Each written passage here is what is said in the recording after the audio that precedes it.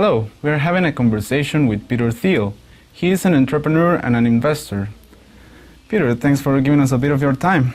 Why don't we get started? Can you tell us how did you get involved in a project, the nature of PayPal?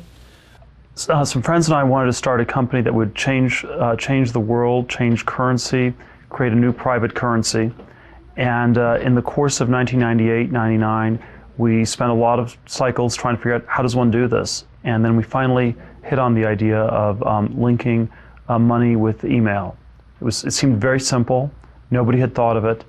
And then we rolled it out. And there were, of course, many challenges. There was fraud. There were government regulations we were not aware of. There was customer service.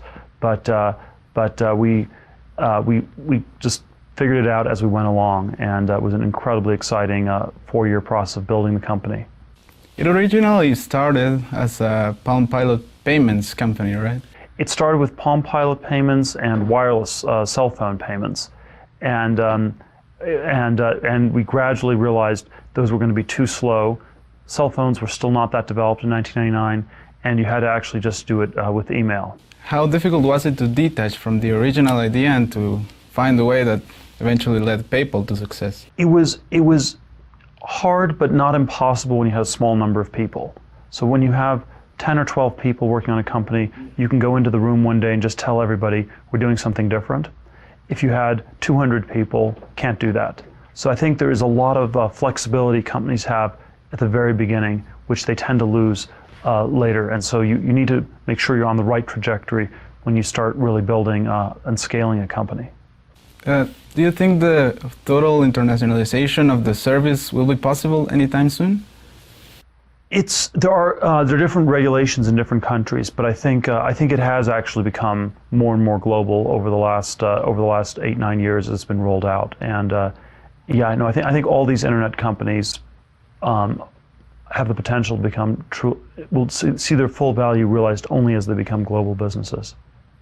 Well, moving on to a different subject.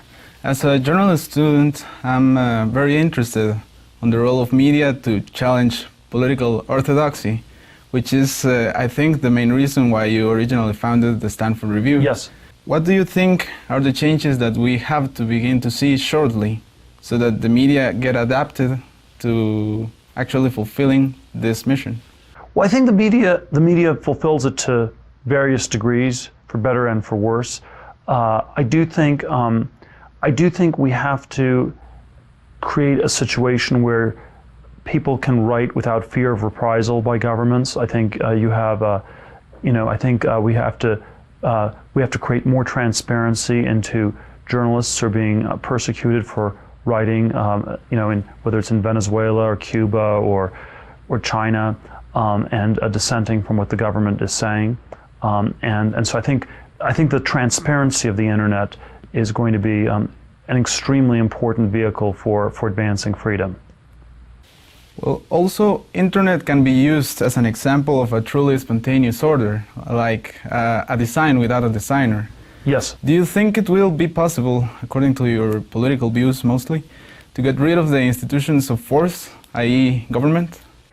It is not clear we can get rid of them altogether, but certainly there are degrees, and there's a question whether you can have more government, less government, more force, less force. So even if we say that getting rid of it altogether is maybe utopian, maybe not, I hope it might happen one day, you can still have a very meaningful debate about how big and oppressive it is. And there's a world of difference between the Soviet Union versus the United States has a government that's too big, but it's not as oppressive as that of the Soviet Union. And there are countries like Switzerland where the government's even smaller and it's even less oppressive than in the United States. And so I think there are many gradations of this, and the hope is that the technology and the machinery of freedom will relentlessly push it in the direction of minimal government. And just to wrap everything up, can you tell us what current technological tendencies are you passionate about? I am most passionate about sort of the next generation of fundamental technology breakthroughs, and I think it's sort of the science fiction books of the 1950s and 1960s. So space, robots, developing the oceans,